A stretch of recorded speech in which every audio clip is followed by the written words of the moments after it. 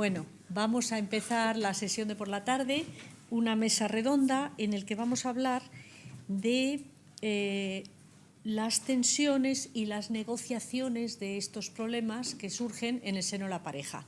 Tenemos con nosotros a las dos ponentes de esta mañana, Constanza Tobío, de la Universidad Carlos III de Madrid, y Montse Solsona, de la Universidad Autónoma de Barcelona.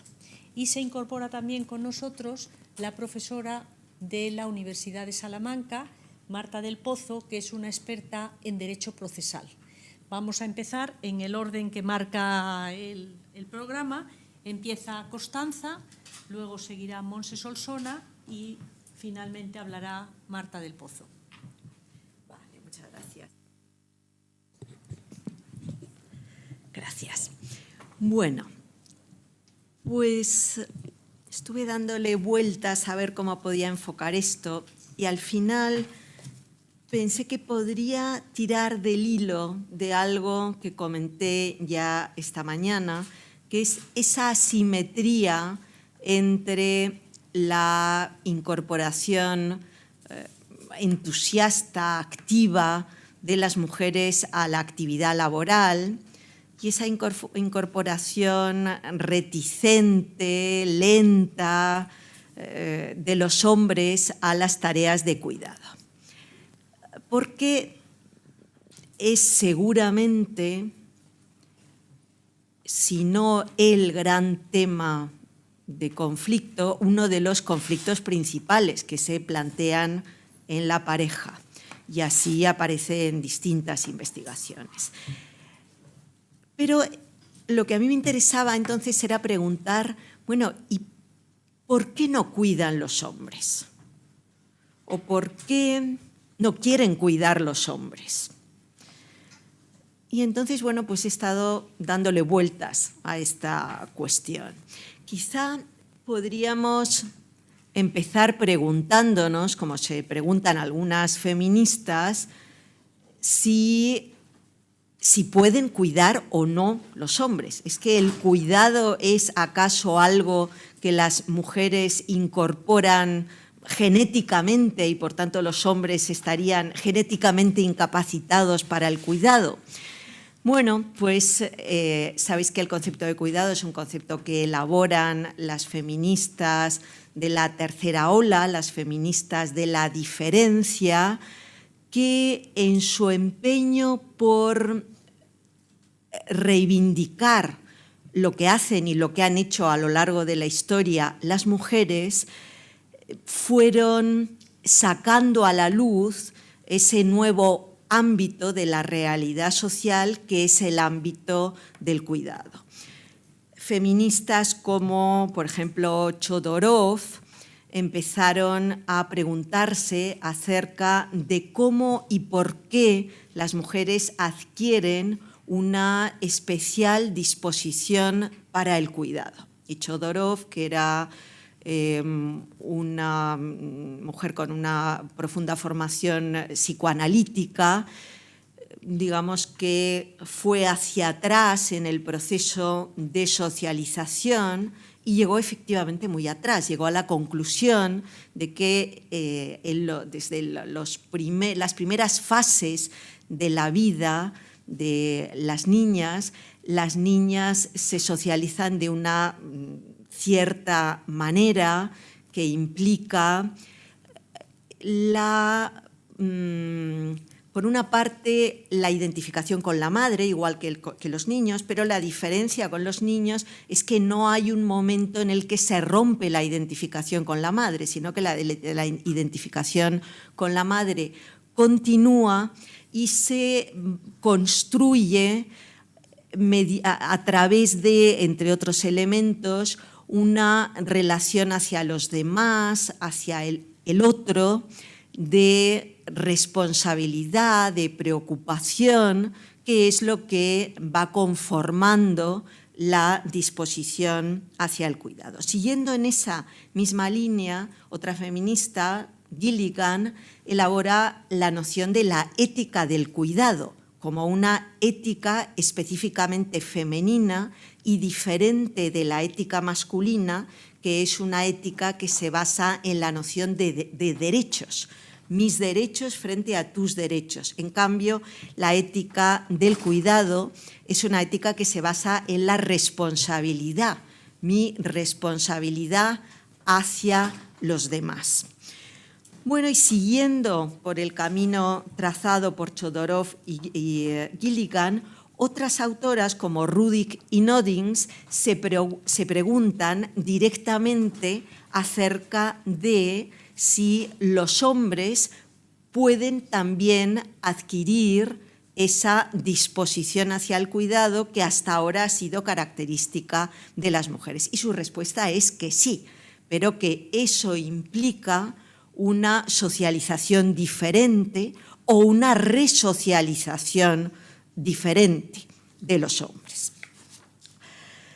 Bueno, por tanto, los hombres sí pueden cuidar, podrían cuidar socializados de otra manera o siendo resocializados en una relación diferente hacia los demás.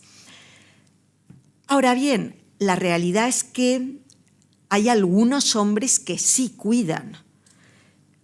Por ejemplo, cuidan los padres de sus hijos, los progenitores masculinos de sus hijos, y cada vez más. De hecho, el trabajo de cuidado que empiezan a realizar los hombres es el que realizan los progenitores masculinos de sus hijos.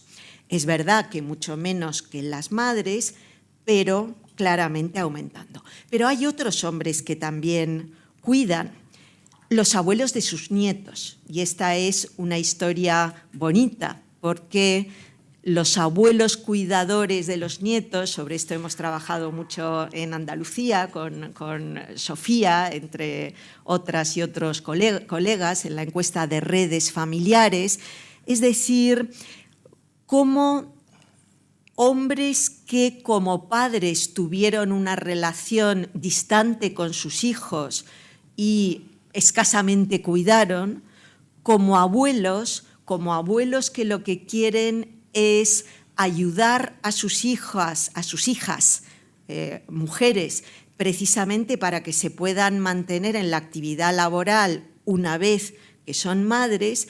Pues bueno, resulta que ahí hay una corriente de solidaridad de las abuelas maternas y de los abuelos maternos. Los abuelos maternos lo hacen por ayudar a sus hijos, pero al mismo tiempo se encuentran con ese nuevo mundo gratificante del cuidado de los demás, particularmente de sus nietos, y especialmente tiene algo, y ellos muchas veces, hemos hecho cualitativos, lo elaboran así: lo que me perdí con mis hijos, lo encuentro ahora con mis nietos.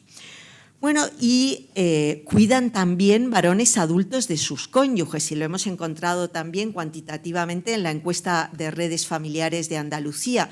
Hemos encontrado que mujeres mayores que no se pueden valer por sí mismas, que necesitan ayuda en la vida cotidiana, en el 15% de los casos tienen a su cónyuge masculino como cuidador principal. No es mucho, es más importante el papel de las hijas o incluso de las nueras, pero ahí hay algunos hombres de los que deberíamos saber mucho más, que cuidan, y no solo a menores, que es una actividad, digamos, más gratificante, sino a mayores, que es una actividad de cuidado más difícil y más dura. Bueno, también hay hombres que cuidan como actividad laboral, y también va habiendo cada vez más, con una serie de prescripciones de género. Los hombres cuidan en instituciones o en la familia a otros hombres. Prácticamente no cuidan a mujeres mayores.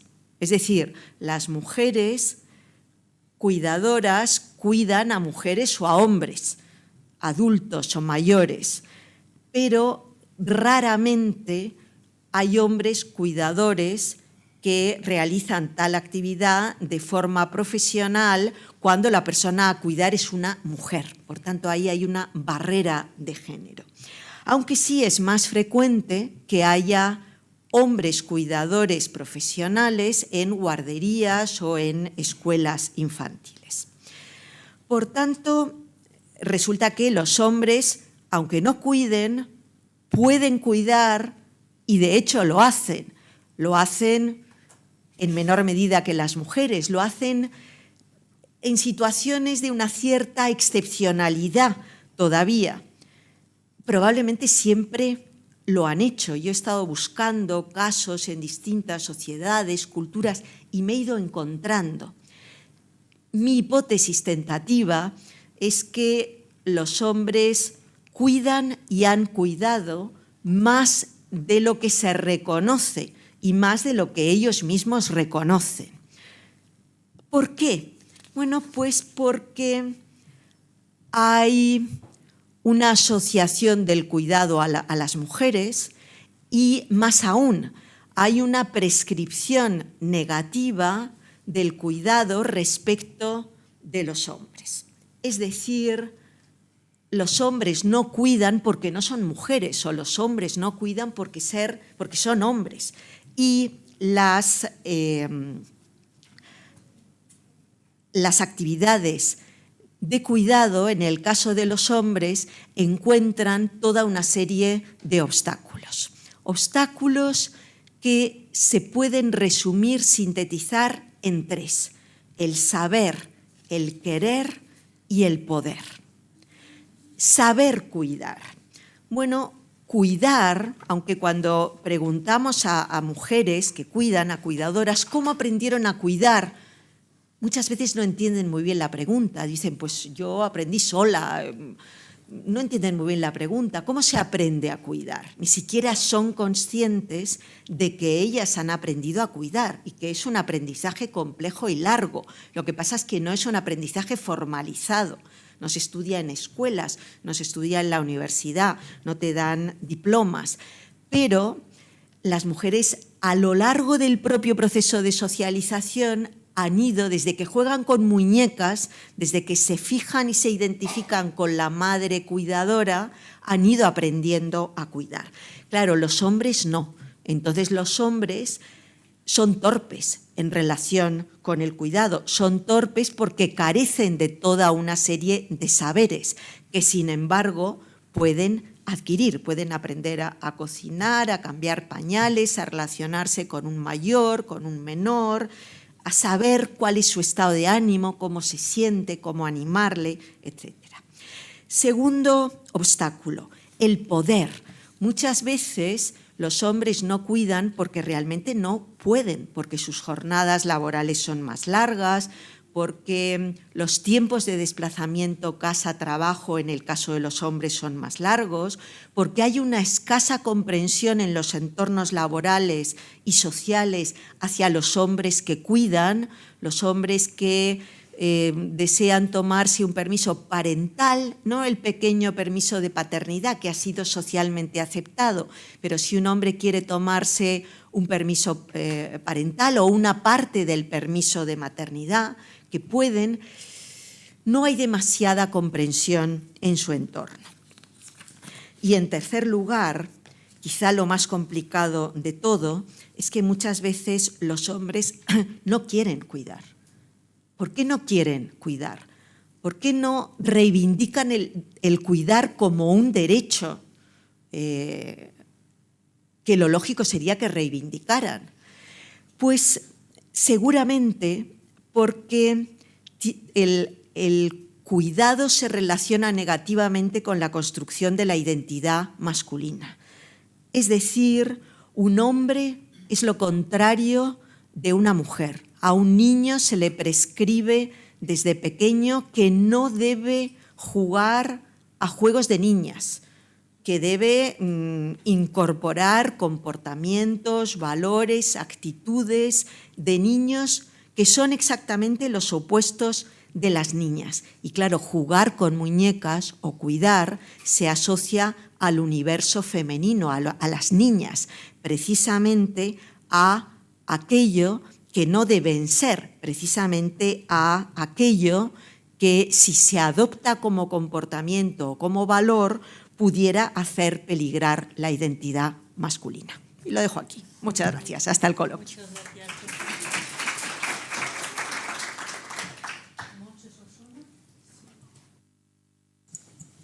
Bueno, buenas tardes.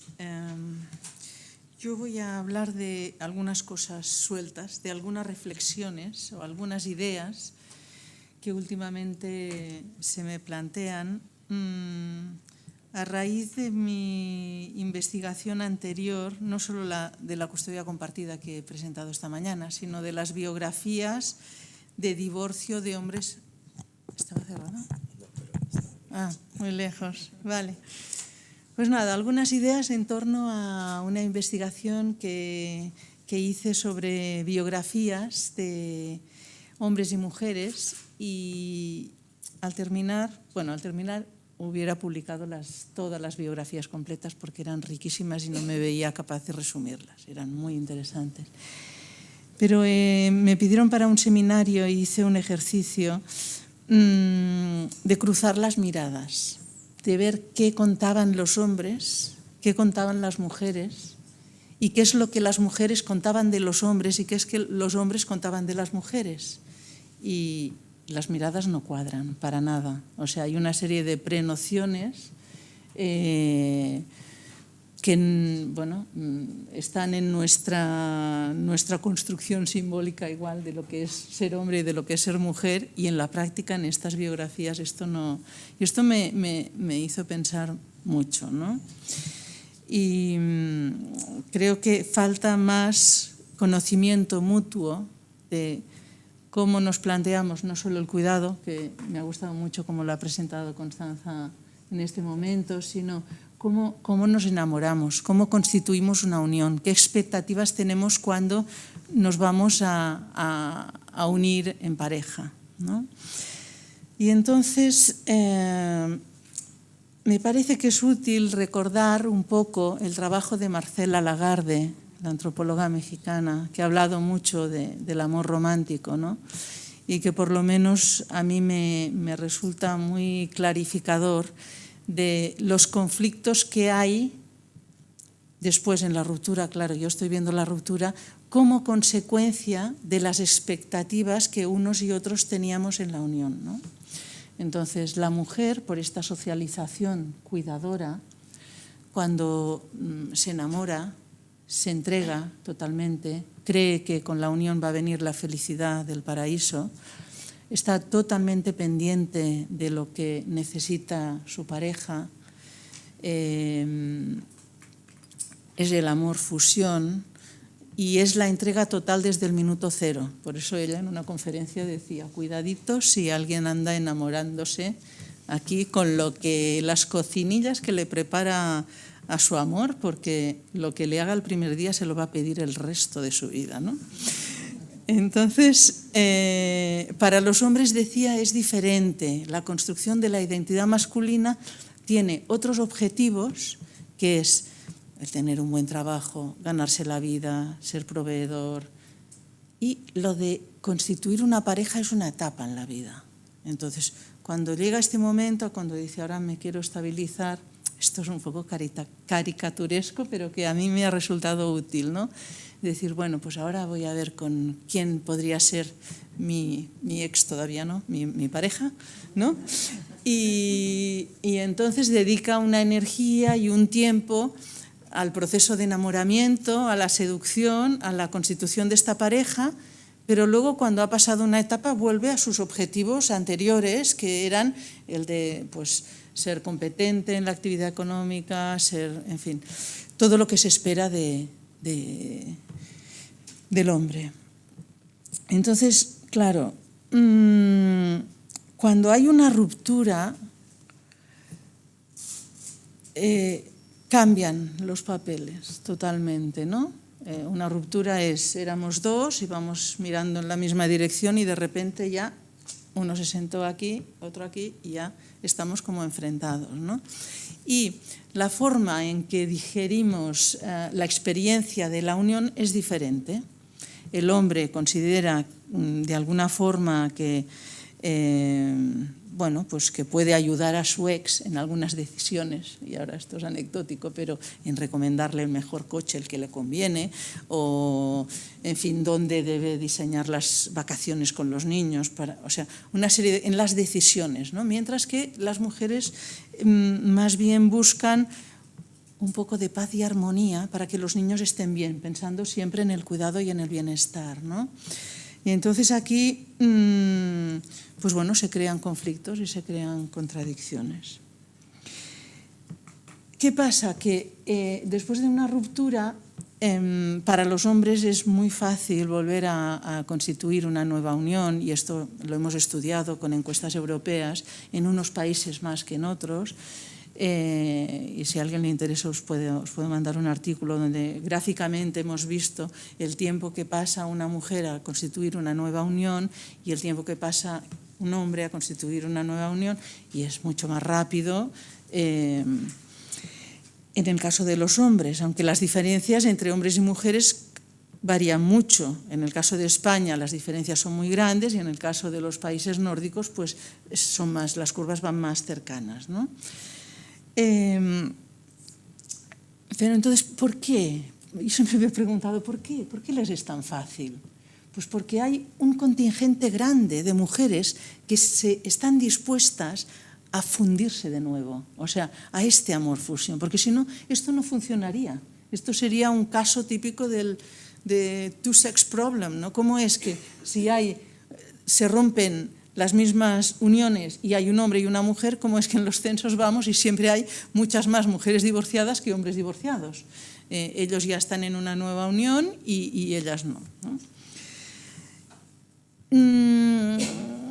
En todo este panorama creo que hay un asunto pendiente para las mujeres, que es aceptar la soledad, como decía alguien, como la edad del sol, la edad de la luz, la edad del crecimiento, no como un estado de carencia, no como algo que es, y además en el lenguaje popular es: no te preocupes, eres joven, guapa, bonita, vas a reconstruir tu vida. Y esto te lo dicen amigas, ¿no?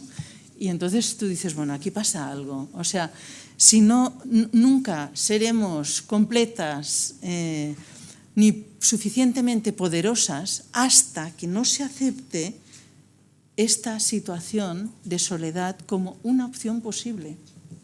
Y estamos caminando hasta esto, pero hay bastantes reticencias y obstáculos.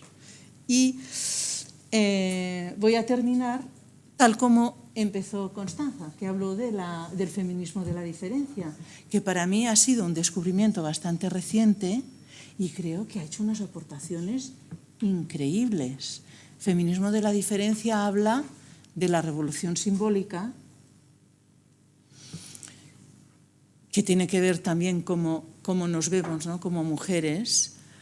Habla de la libertad femenina, y en la libertad femenina una de las opciones es esta, es no vivir en pareja, y el crear pues unos espacios, lo que en los años 60, finales de los 60, principios de los 70, los grupos de autoayuda, que esto sigue funcionando de forma formal e informal, ¿no?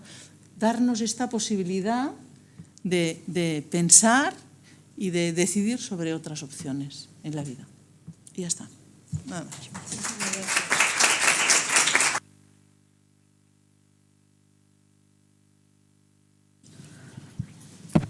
Buenas tardes a todos y a todas. Sé que Inés me va a permitir que al menos dedique 5 segundos a darle las gracias a ella por contar conmigo para estar aquí, a Amapola y especialmente también pues a UNAF y a Choni en este caso, ¿no? Yo cuando me planteé esta ponencia, pues claro, yo que me dedico a la violencia de género desde el punto de vista del derecho procesal, intenté conectar esta cuestión con lo que tiene que ver con las familias, porque aquí estamos hablando de cuestiones familiares o esto va relacionado con UNAF, ¿no?, con la Unión de Asociaciones Familiares. Y entonces me he planteado, os traigo esa idea de violencia de género y familias desde 2 puntos de vista. Yo creo que os habéis planteado muchísimas veces el primero de ellos, la influencia de la violencia de género en la familia, que la vamos a ver enseguida. Pero si no habéis planteado la otra cara de la moneda, hay que empezar a pensarla, la influencia de la familia en la violencia de género. Es evidente que la influencia de la violencia de género en la familia siempre es negativa, es decir, esto es indudable. Un maltratador de género pasa un límite, es un delincuente, a mí todavía esto me lo siguen preguntando cuando voy a dar ponencias. Todavía hay personas que levantan la mano y me dicen, bueno, será un enfermo, será un alcohólico, será una persona que ha tenido un momento de enajenación mental, él no quería. Y yo sigo diciendo, mire usted, es un delincuente exactamente igual que el que usted le coge el dinero del cajero cuando lo saca, le coge a usted el coche, le coge a usted el bolso, etcétera, etcétera. Entonces todavía hay que seguir recordando que el maltratador de género es un delincuente. Por lo tanto, la violencia de género respecto a la familia evidentemente siempre es negativa. Cuando dicen algunos o algunas que la violencia de género es igual que otras violencias, demuestran que no tienen absolutamente ni idea de nada de todo esto. La violencia de género es una violencia absolutamente diferente que no tiene nada que ver con otro tipo de violencia. Y por eso hay que caracterizarla y por eso hay que llamarla de género y no hay que llamarla ni machista, ni sexista, ni por razón de sexo, sino que es por razón de género, término acuñado en el 70 con la corriente feminista que tanto nos consiguió que se llamase así la ley integral, con la oposición de la Real Academia. Entonces la violencia es de género, no es de otra cosa, es de género. Y así hay que llamarla, ¿no? Y es la que sufre, como bien sabéis, la mujer por el hecho de ser mujer. Entonces, cuando una se plantea qué es la violencia de género, claro, nos quedamos en la anécdota, si me permitís la expresión, nos quedamos en el bofetón, nos quedamos en la patada, nos quedamos en el puñetazo. Eso no es la violencia de género. La violencia de género en realidad es eso que tenéis ahí. La mujer sufre miedo, estrés.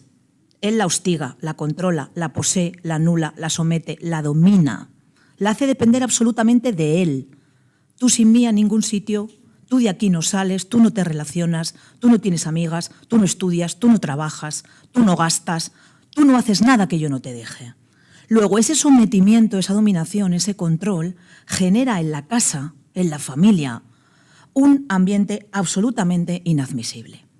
Yo siempre les pongo a mis estudiantes el mismo ejemplo. Les digo, cuando habéis tenido un día fatal en la facultad y llegáis a casa, ¿estáis felices? Claro que sí. Y todos los demás cuando tenemos un entorno seguro. Te quitas los zapatos que te llevan apretando, los tacones, te pones el pijama, te pones las zapatillas y disfrutas de tu espacio.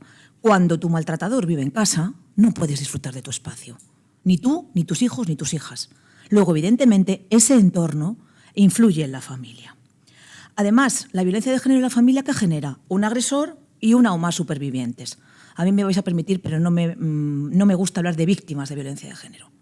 Me gusta hablar de supervivientes de violencia de género, porque lo más valiente que hay en este mundo es una mujer víctima de violencia de género. Porque para vivir con miedo hay que ser muy valiente. Eso lo dice el poeta Ángel González y yo lo recojo. Y una mujer que sufre violencia de género vive así y es muy valiente. Luego hay una superviviente, al menos la mujer, y si hay niños o niñas, los niños y las niñas. Claro, daos cuenta de los últimos datos de la macroencuesta del Instituto de la Mujer. Las mujeres declaran que en el 63,6% de los casos los niños o las niñas han escuchado los episodios de violencia. Es decir, esos insultos. Estás gorda, eres fea, ¿dónde vas a ir? ¿A ti quién te va a querer? Eso lo han presenciado los niños y las niñas. Pero es que además esos niños menores han sufrido a su vez violencia en el 64,2% de los casos. Luego es evidente que en el caso de violencia de género esa influencia en la familia es absolutamente negativa en todos los casos. Y no solamente quiero que os planteéis las violencias que os vienen a la cabeza enseguida, que es la física, la psicológica que siempre se da, digan lo que digan, una agresión física siempre deja una huella en el alma, una agresión física se puede curar más o menos, me pueden dar 7 puntos, pueden escayolarme el brazo, pueden operarme, puedo ir a rehabilitación, pero una lesión psicológica que siempre genera la violencia de género, una huella en el alma, es muy difícil de cuidar. Y en este país uno de los grandes problemas que tenemos es que no hay psicólogos con perspectiva de género. Y entonces los psicólogos que atienden a las víctimas no se enteran de nada. Sí, claro, ven que la víctima tiene estrés, no duerme, tiene bulimia, tiene anorexia, pero no detectan que realmente esa mujer es una víctima de violencia de género, como ya sucedió hace mucho tiempo con la doctora Walker en Estados Unidos, que precisamente se dio cuenta que todos esos síntomas tenían detrás una situación de víctimas de violencia de género. Pero una nueva violencia es la violencia económica, y eso influye mucho en la familia. El 10% de las españolas mayores de 16 años declaran haber sufrido alguna vez, en la última macroencuesta de 2015, violencia económica. Daos cuenta, él no me daba dinero para gastos del hogar, pero él hacía con lo que quería con el dinero. Él se iba por ahí de cena o con sus amigos, o se compraba un coche, o se compraba ropa, pero yo no tenía dinero para alimentar a mis hijos y a mis hijas o a mí misma. Yo no podía tomar decisiones respecto a la economía familiar. Yo no podía comprar nada. Es decir, esto suena a la época de Franco, cuando la mujer no podía comprar ni un frigorífico sin la firma del marido, ni abrir una cuenta, ni trabajar. Luego, esa violencia económica lo que hace es esa influencia absolutamente negativa en la familia. Y, por supuesto, no te deja trabajar o estudiar fuera del hogar. Claro, ¿por qué? Porque si te deja salir, alguien te puede abrir los ojos. Si no te deja salir, nadie te abre los ojos, porque tú estás dentro de esa cárcel que es tu casa, ¿no? Entonces, ¿qué sucede? Que se desarrolla una familia desigualitaria, claro. Porque una familia que vive en un clima de violencia de género es desigualitaria. Que esas ideas ideales del Código Civil, que los contrayentes contraen matrimonio en igualdad de derechos y que, como muy bien hablaba antes Constanza, y que cuidaremos a los hijos, a las hijas, a los ascendientes y a los descendientes por igual, pues no sucede. Y choca con lo que decía Montserrat, que es que parece que nos hemos puesto de acuerdo, pero os prometo que no, con el mito del amor romántico. Con eso que siempre nos han vendido, que es que si no eres media naranja de otra persona, no estás completa. Pero bueno, vamos a ver, todo el mundo es naranja entera. Luego tú eliges el frutero con quién lo compartes, con una naranja, con una pera o con un plátano. Todo el mundo, yo siempre lo digo, es naranja entera. Luego ya veremos con quién compartimos el frutero. Esto a elegir, ¿eh? Pero claro, nadie nos dijo, esta foto yo siempre la pongo, de las princesas caídas de Dina Goldstein. Nadie nos dijo que la vida iba a ser así, claro. Nos contaron el cuento de hadas. Esta es la realidad. Ahí tenéis a Blancanieves, mirad cómo está él. Tiradazo en el sofá, con perdón de la expresión, ella con los churumbeles, uno llorando, el gato, la casa. ¿Eh? Entonces nos venden otra cosa. Eso, el mito del amor romántico, el fusionarme, el entregarme, el abandonarme, el dejarlo todo. Y en realidad lo que sucede es esto, que el cuento es otra cosa.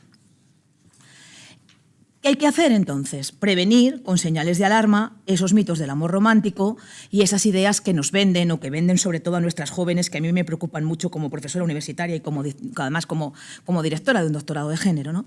Esa idea de la seducción. Él es encantador y yo estoy encantada. Esa idea de me quiere tanto que es que no me puede dejar ni un minuto en paz. Esa posesión. Tú haces lo que yo te diga, tú vienes conmigo al cine, tú no tienes tus amigas, me vienes a ver al fútbol, me da igual que no te guste el fútbol. Y ese Sin ti no soy nada, que yo soy muy fan de Amaral, pero esa canción es poco afortunada y desde la perspectiva de género no pasa los mínimos. Ese, claro, te necesito, me muero sin ti. Yo siempre digo lo mismo, pues si se muere sin ti, hija mía, qué pena, ¿no? Que se muera solo. Si sin ti no es nada, ¿para qué lo quieres tú si tú ya eres algo? O eres mucho, ¿no? Y sucede, sobre todo, la cuestión de los celos, ¿eh? La idea de que los celos son buenos, falso, los celos siempre son malos. Cuando en una pareja él demuestra sus comportamientos celotípicos, donde has estado, con quién, a qué hora vas a volver, por qué has puesto esta ropa, por qué has hecho esto, es evidente que eso es una antesala del maltrato y que eso incluso ya es maltrato psicológico, entonces hay que huir de aquel que te dice todas estas cosas de cuánto te quiero, no hagas nada sin mí, yo sin ti no soy nada, y esos celos, ¿no? ¿Qué sucede? Que a veces la solución no es penal, claro. Las mujeres cada vez confían menos en la justicia y mirar que yo me dedico al derecho procesal. Cada vez denuncian menos, cada vez se dan menos órdenes de protección, el sistema está fatal. Y entonces lo que hacemos es que, pues no denunciar, sino acudir a una separación, a un divorcio, que evidentemente también influye en la familia, con las consecuencias que trae. Y ahora vamos a ver la otra cara de la moneda. ¿Cómo influye la familia en la violencia de género? En este caso la influencia puede ser positiva o puede ser negativa. Veréis, a mí últimamente me gusta mucho este modelo de Bosch y Ferrer, que es cómo se hace un maltratador. Ahí tenéis que hay un sustrato cultural patriarcal, es evidente. Vivimos en una sociedad desigualitaria, solo tenéis que verlo. Cuando ven los datos de la ONU, la mujer el 10% del dinero, el hombre el 90%. La mujer el 10% de la tierra, el hombre el 90%. Pero el trabajo, la mujer el 55%, el hombre el 45%. Algo falla. Entonces, ¿qué sucede? Que si la familia no contribuye a socializar de otra manera, como muy bien decía Constanza, si no contribuye a que los niños y las niñas socialicen igual, a que los niños no socialicen en la ética de la justicia y las niñas en la ética del cuidado, pues entonces sucede que la familia está contribuyendo a que ese maltratador asimile de manera crítica su masculinidad y entonces entienda que el ser hombre es ser macho, es someter, es controlar, es dominar, es no cuidar, es no llorar. Y en eso influye la familia, porque uno se educa en la escuela, pero también se educa en la familia. Luego, en ese sentido, la familia puede influir de manera negativa. También influye en la familia en lo que tiene que ver con las mujeres víctimas de violencia de género, que ya son 2,5 millones de mujeres, el 12,5% en la última macroencuesta, que si os fijáis con los demás datos no deja de crecer. O sea que el mito que dice que cada vez hay menos violencia de género es mentira, cada vez hay más violencia de género. No lo digo yo, sino que lo dicen las encuestas. Claro, la mujer tarda 5 años de media en denunciar y solo denuncia el 28% de mujeres maltratadas. Esto es lo que se llama en derecho procesal una cifra negra altísima, es decir, hay muchísimo delito, pero se conoce muy poco. Se conoce apenas una cuarta parte de ese delito. ¿Y esto por qué puede ser? Porque las mujeres dicen lo siguiente: no es suficiente importante la violencia que he sufrido, tengo vergüenza, no quiero que nadie lo sepa, pensé que no me creerían. Claro, y también influye la familia. Si tú insinúas en tu familia que tu marido te está maltratando y tu madre te dice, ¡buah! Eso nos ha pasado a todas, anda que a mí tu padre, bueno, menudas cosas me llamaba, que en paz descanse. O, ¿pero qué cosas tienes, hija? ¿Cómo vamos a contar esto? ¿Qué van a decir las vecinas? Tú calladita. O, pero vamos a ver, ¿quién se va a creer tu marido con lo estupendo que es? Que a ti te hace algo. Pues claro, eso influye en que las mujeres no denuncien, ¿no?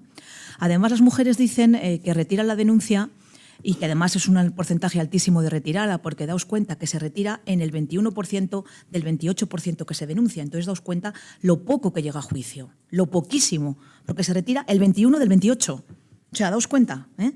Y claro, dicen, pensé que podía cambiar. Eso también es muy típico de las familias. Ay, mujer, dale otra oportunidad, si es un padre estupendo. Seguro que ha tenido un mal día, seguro que el jefe, seguro que tal, ¿eh? O te planteas en tu familia, hombre, es que es el padre de mis hijos, ¿qué van a decir los niños, no? Que yo he señalado a su padre, que yo he denunciado a su padre, que su padre está en prisión por mí. O, qué pena, si es que me da pena, ética del cuidado. Claro, hombre, si yo metía la muñeca en la cama y le daba el biberón y le cambiaba los pañales, cuando él llega y se arrodilla y me dice, perdóname, cuánto te quiero, voy a cambiar, tú te lo crees, claro, pero porque te socializan para eso. O se lo aconsejaron. Y esa es la pregunta, ¿quién? Esto debería planteárselo el Instituto de la Mujer. ¿Quién se lo aconsejó? Si se lo aconsejó un abogado, habría que investigar al abogado. Si se lo aconsejó la familia, habría que hacer algunas cosas con ese tipo de familias, ¿no? Además, cuando las mujeres cuentan a sus personas del entorno que han sufrido violencia de género, lo cuentan en el 81% de los casos, daos cuenta. Y la otra persona le suele aconsejar de manera común, sí, ya voy terminando, que tiene que abandonar la relación, ¿no? Es interesante esta estadística, fijaros. A su madre se lo cuentan el 40% de las víctimas, a su hermana el 32%, a su padre el 20%, a otro miembro femenino de su familia el 19%, a otro miembro masculino de su familia el 17%, incluso se lo cuentan a un miembro femenino o masculino de su pareja o expareja, aunque sea en un porcentaje menor. En el top one de esta lista está a una amiga, que es el 52%. Y cuando tú se lo cuentas a tu familia de origen, te dicen en el 80,7% de los casos, déjale, influencia positiva de la familia. Aunque en el 7,5% te siguen diciendo, dale otra oportunidad. Pero daos cuenta de la otra cara de la moneda. Cuando tú se lo cuentas a la familia de tu expareja, que es el presunto maltratador, claro, te dicen solo en el 44,1% de los casos, no lo dejes.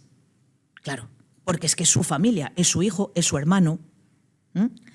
Y te recriminan como víctima en el 11,5%, que a mí me parece un dato altísimo, que te recrimine la familia de tu maltratador, que tú digas que te maltrata, y te pide que le des otra oportunidad en el 18,5% de los casos. De tal manera que si yo estoy en este ciclo de la violencia de género, que todas y todos conocéis, y yo no tengo esa red de apoyo, que en este caso es una red de apoyo familiar, yo no me puedo distanciar de la violencia de género. Yo no puedo tomar decisiones, yo no puedo tomar con ese apoyo psicológico externo las riendas de mi vida, y entonces yo no puedo salir nunca de la violencia de género, aunque la campaña del Ministerio sea «hay salida». Y voy terminando ya. Un ejemplo de influencia negativa y un ejemplo de influencia positiva de la familia en violencia de género. La influencia negativa, el caso de Marta. Si no habéis visto el documental La maleta de Marta, lo tenéis que ver. Marta era una mujer de familia acomodada, acabando con todos los estereotipos de que la violencia de género solamente la sufren las mujeres que no tienen estudios ni cultura y que viven en barrios marginales. Falso, no hay perfil de víctima de violencia de género. Cualquier mujer, por el hecho de ser mujer, es candidata a ser víctima. Pues Marta, su marido, la intentó primero asesinar atropellándola y como la encontró viva le pegó 16 puñaladas.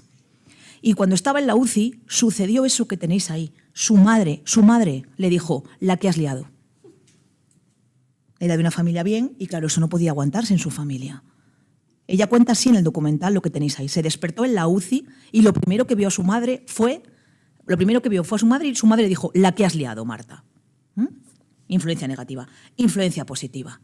Estos padres que sabéis que son unos padres coraje, que su hija no quiere denunciar a su maltratador, que sigue llevándole al niño que han tenido a las visitas carcelarias porque él está cumpliendo prisión por una condena de maltrato de una relación anterior, y sus padres en contra de su hija, que les ha retirado la palabra, se han personado en el proceso como acusación popular. A ver si consiguen que lo condenen y que así la deje en paz. Y fijaos lo que dice su madre: mejor perderla así que en una caja de madera. Y la abogada de estos padres argumenta eso, que Julia está afectada gravemente por el síndrome de la mujer maltratada, no es capaz de autoprotegerse, de pedir ayuda y de ejercer sus derechos. Termino con la siguiente reflexión. Denuncias de familiares, ¿debe primar la obligación? Cualquier persona que es testigo directo de un delito público como son estos tiene que denunciar. Y si es testigo indirecto, puede denunciar. Pero claro, ¿qué sucede? Que ahí estamos en un filo en el cual la víctima puede correr un riesgo si yo denuncio sin su consentimiento. De tal manera que solo 97 de las 33.917 denuncias del primer trimestre del año 2016, que es el último dato que hay en el observatorio del Consejo General del Poder Judicial, la pusieron familiares, un 0,29. Y los atestados policiales que empiezan con denuncia familiar, solo 365, un 1%. Pero daos cuenta de esta sentencia pionera de marzo de 2016 de Alicante. Aquí hay una condena a los padres del maltratador por ser testigos del maltrato y no hacer nada para impedirlo. Luego parece que las cosas están empezando a cambiar. Con esto termino. Si tenéis cualquier cuestión en el coloquio, encantada. Y, en definitiva, la familia tiene mucho que hacer a favor de la víctima de violencia de género. Una víctima de violencia de género con una buena red familiar puede sobrevivir muchísimo mejor que una víctima que se encuentra absolutamente sola y que, como a Marta, le dice su madre: la que has liado. Gracias.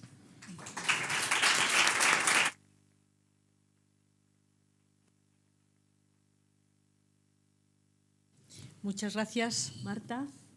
Y ahora vamos a hacer un pequeño coloquio.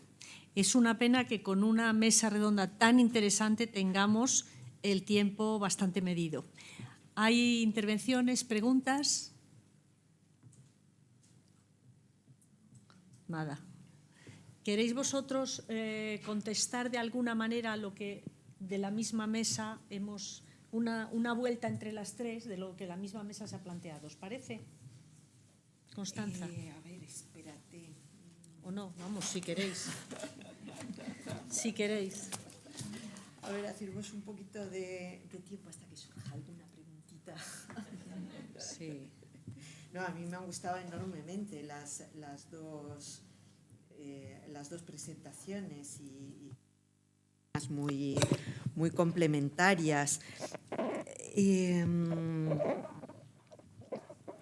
Bueno, a ver, cosas que me han gustado y cosas nuevas que me he encontrado en las dos presentaciones, ¿no?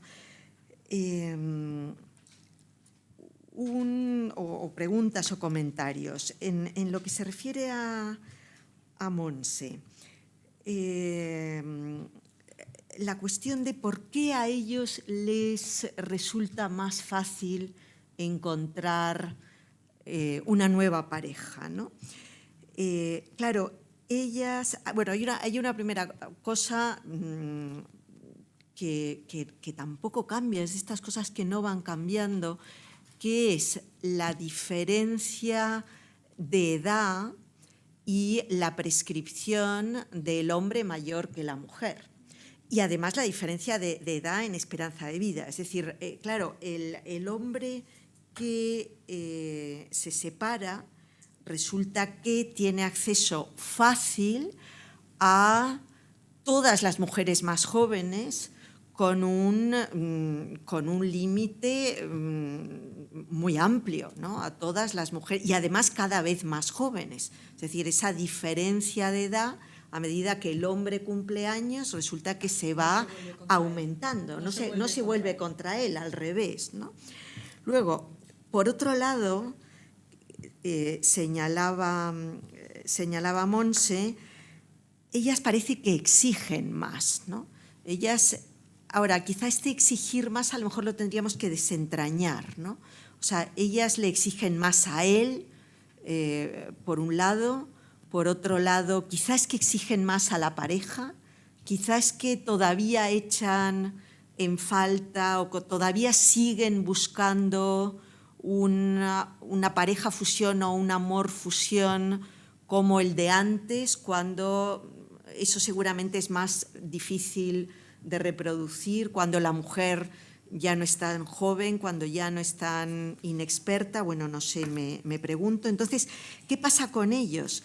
Ellos exigen menos, es decir, por una parte relativizan mucho el papel que ocupa la pareja en su vida, tienen otros muchos ámbitos en su vida y, por otra parte, exigen menos, pero quizá al mismo tiempo necesitan más, me pregunto. Es decir, quizá de alguna manera ellas, una vez que han pasado por ese tipo de experiencia de pareja, amor, fusión, separación, divorcio, quizá aprenden en mayor medida que ellos a vivir en soledad, es decir, a asumir su propia autonomía personal.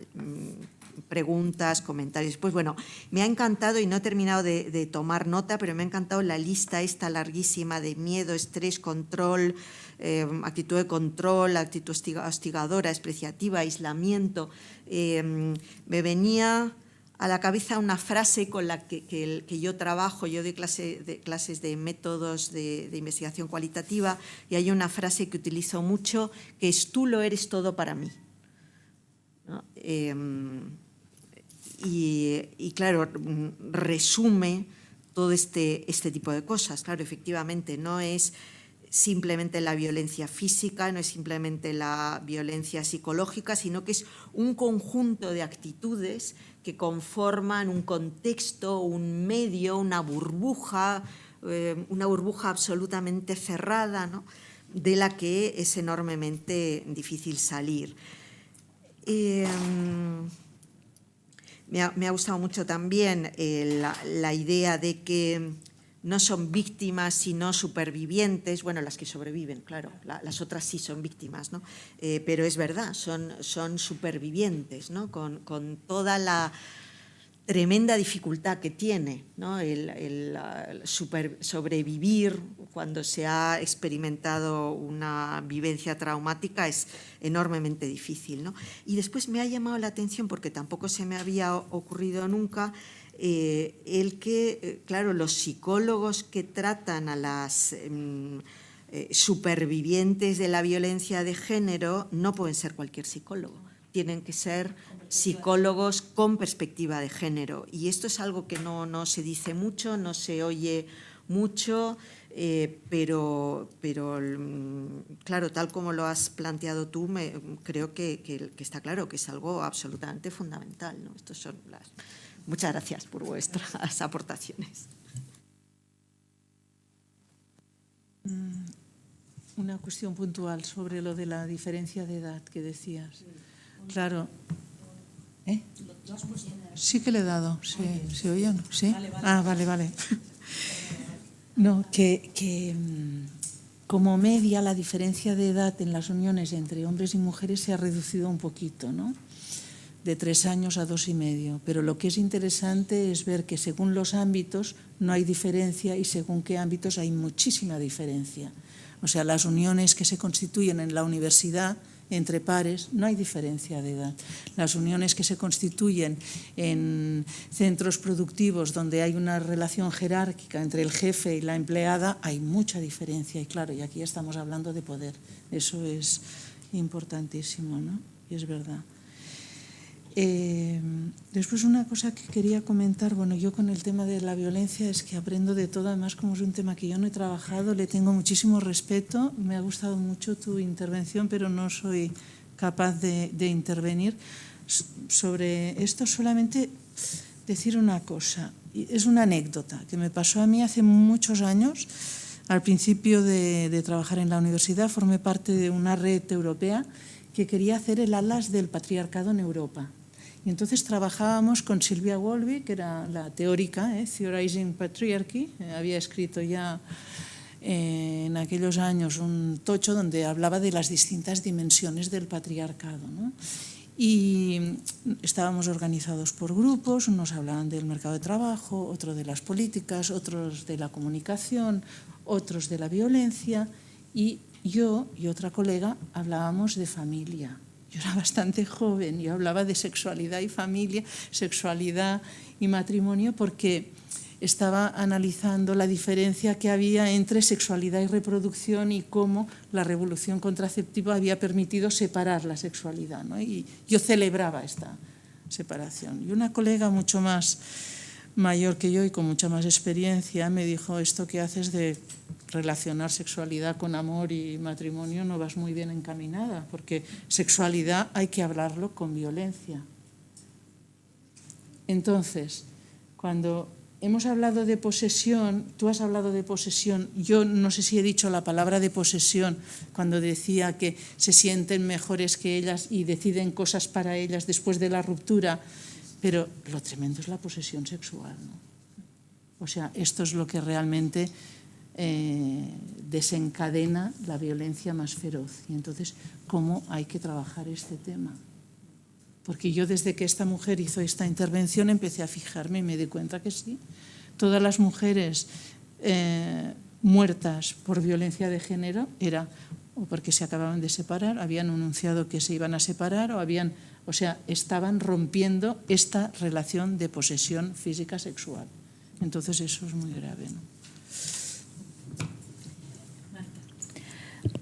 Yo también, muy brevemente, porque también me han gustado muchísimo vuestras intervenciones y yo creo que están todas relacionadas. Es decir, si no cambiamos lo que tú has planteado de la socialización, no vamos a acabar nunca con el maltrato, jamás. O sea, la materia a la que yo me dedico interviene cuando la acción ya se ha producido y eso no interesa. Sí interesa a la sociedad que el maltratador, que es un delincuente, esté en prisión, claro que sí, y que no reincida, ¿no? Y lo que interesa es que la violencia de género no se produzca. Para que eso suceda, tenemos que empezar a educar en la igualdad, para la igualdad, por la igualdad, desde que son pequeñajos. Y esto no se hace en España. Entonces, claro, cuando ya empezamos con una socialización diferente, el varón se socializa de la manera que hemos visto, si no asume bien los valores se convierte en maltratador, luego toma esas decisiones para ella en cualquier momento, quiere que ella se fusione porque tiene que hacer lo que él diga, y todo eso es el caldo de cultivo del maltrato. Entonces tenemos un problema gravísimo de educación en valores. Y a mí me preocupa muchísimo que las chicas de la universidad están volviendo a unos roles peligrosísimos y no se están dando cuenta.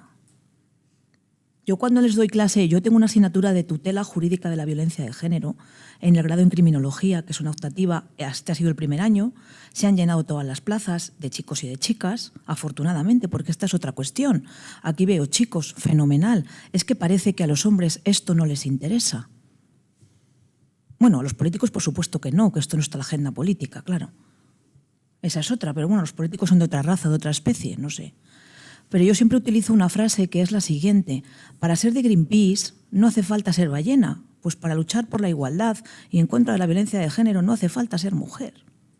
Es que sin los hombres no podemos, entre otras cosas porque si yo le afeo la conducta a un hombre maltratador, como me considera inferior, no me va a hacer ni caso. Si se la afea a otro hombre, si le dice basta ya, no la trates así, no hagas ese chiste, no hagas ese comentario, no es tuya, ya lo va a ver igual de otra manera, porque va a entender que un igual le afea. No le afea a una desigual que soy yo, que soy igual que su mujer a la que violenta, ¿no? Entonces a mí me preocupa que lo estamos haciendo fatal, que la violencia no deja de crecer, que las chicas jóvenes cada vez repiten esos comportamientos de sometimiento, de dominación, que ven absolutamente fenomenal que el chico les mande 158 WhatsApp en minuto y medio y están felices. Y tú le dices, esto chica no es amor. ¿Cómo que no, profe? Claro, sí es. ¿Me quiere tanto? Y yo intento razonar con ellas y es imposible. Es imposible, no lo ven, no lo ven. No lo ven. Tienen ese mito del príncipe encantador, los cuentos. La tele no ayuda, evidentemente. Las canciones tampoco. Yo hice con ellos una práctica de análisis de canciones y claro, decían, madre mía, profe, ¿pero esto qué es? Pero cantantes muy modernos. Melendi, muy moderno. Amaral, que os he dicho antes que me encanta. Juanes, tú analizas eso desde los estereotipos de género y bendito, Bendito, es que claro, pero se forman con eso y con el reggaetón y con Crepúsculo. Mujer humana que renuncia a todo por vampiro, súper guay. Con 50 sombras de Grey, ¿yo qué queréis que os diga? No pude pasar de la página 10, porque dije, esto no es para mí, debo ser rara. Pero si todo eso lo metemos en un caldo de cultivo, si vemos que no tenemos referentes igualitarios, si vemos que se identifican con el de mujeres, hombres y viceversa, y ellas también, lo estamos haciendo fatal. A mí me da un miedo, y termino, como decía Montserrat, con una anécdota. En algunas comunidades autónomas lo están haciendo muy bien. Por ejemplo, en el País Vasco. Lo hacen muy bien. Y yo os lo cuento porque yo tengo un sobrino que vive en el País Vasco. Y, para empezar, está estudiando el modelo de familia, o acaba de estudiar el modelo de familia. El modelo de familia lo estaba estudiando con el libro de la selva. Eso en Salamanca, y está Kichoni, es imposible. Claro, y él entendía que el modelo de familia era eso. Y había un humano, y había un oso. Y entonces, claro, y es un mico de 5 años y medio. Entonces yo me acuerdo, y termino, que unas Navidades dijo, tía, dime, quiero una sillita de paseo. Y yo dije, vale. Fuimos a una tienda, compramos una sillita de paseo, la llevamos al parque de Bilbao, un montón de niños con sillitas de paseo, no nos miraba nadie. Ay, cuando la llevé a la Alamedilla de Salamanca. Me decía el niño, tía, ¿nos miran raro? Y tanto, las madres me miraban como pensando, ¿esta? No se le unía a nadie. Lo dejaron solo. Los niños estaban allí jugando con sus balones y sus coches, las niñas allí con sus muñecas y sus cocinitas, y nosotros en el medio, solos. Y ya le dije, bueno, no les hagas caso, que estos son tontos y tontas. Entonces, por eso digo que todo eso, que es una anécdota, genera un caldo de cultivo en la sociedad, genera la idea de que ya hemos alcanzado la igualdad, y eso es falso. Cuando hay algunos que te dicen, ¿pero qué más quieres? Digo, no, lo que quiero es ser igual que tú, que no lo soy. Lo dirás tú, no, lo digo yo, no, lo dice ¿no? Tenemos leyes, sí, pero es que no las hemos interiorizado. Seguimos ganando menos, seguimos cuidando nosotras, nos retiramos del 90%, en el 90% de los casos del mercado laboral, nosotras, para cuidar, no ellos.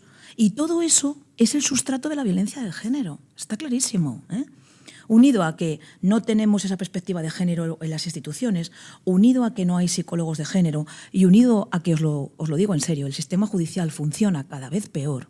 Antes lo hablábamos en la comida.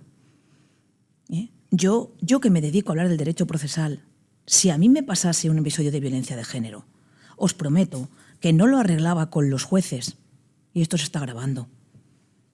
Lo arreglaba como con la ley del talión. Iban mi padre y mis 35 primos, y ya veías tú cómo no me volvía a levantar la voz ni una mano. Y esto es muy triste tener que decirlo. Es que los juzgados están colapsados, es que las mujeres cada vez las protegen menos, es que sucede lo que tú dices, Monse, que cuando no quieren entrar en el proceso penal se intentan separar. El maltratador, que es ese maltratador que los psicólogos dicen tipo pitbull, es exactamente así como el perro de presa. Te coge de la garganta y no te suelta. Entonces, claro, en cuanto tú te quieres ir de casa, como no te quieres soltar, te asesina. Y entonces las mujeres están teniendo ese déficit de protección, está sucediendo en los juzgados de violencia de género, que cuando van a poner una denuncia, la jueza dice, o el juez, porque ser mujer no es garantía de tener perspectiva de género, que a mí también me lo preguntan, hay muchas mujeres mucho más machistas que muchos hombres, la jueza lo primero que dice es, vamos a hacerle a usted una prueba psicológica, aquí está Choni, ¿o no? Y tú piensas, ay, para ver el daño psicológico que tengo. No, para ver si la creo. ¿Pero eso dónde pasa? Yo voy a poner una denuncia que me han robado el coche y el juez o la jueza no se piensa que me lo estoy inventando de partida. Luego eso también lo usa el maltratador. ¿Quién te va a creer a ti? ¿Dónde vas a ir tú? Si no tienes dónde salir. Entonces, claro, a mí me preocupa eso y me preocupa sobre todo el repunte de violencia de género que hay en los chicos y en las chicas jóvenes, que es brutal. Que yo cada vez que veo las estadísticas se me ponen los pelos como escarpias, porque se supone que es el momento ideal de la pareja. No sé, cuando te acabas de conocer, ¿no? Es todo tan bonito. Igual ya cuando llevas 30 años, pues todo está tan fatal ya que, bueno, ¿no? Pero te acabas de conocer y se supone que él te respeta, que te quiere. ¿Qué va? ¿Qué va? Son más machistas los de 21 que los de 70. Os lo prometo que yo trabajo con ellos todos los días. Y a mí eso sí que me da mucho miedo. No estamos haciendo nada y estamos ahí perdiendo una generación brutal, brutal. Muchísimas gracias, Marta. Y yo creo que ahora se nos acaba el tiempo. Así que vamos a cerrar el curso que hemos planteado.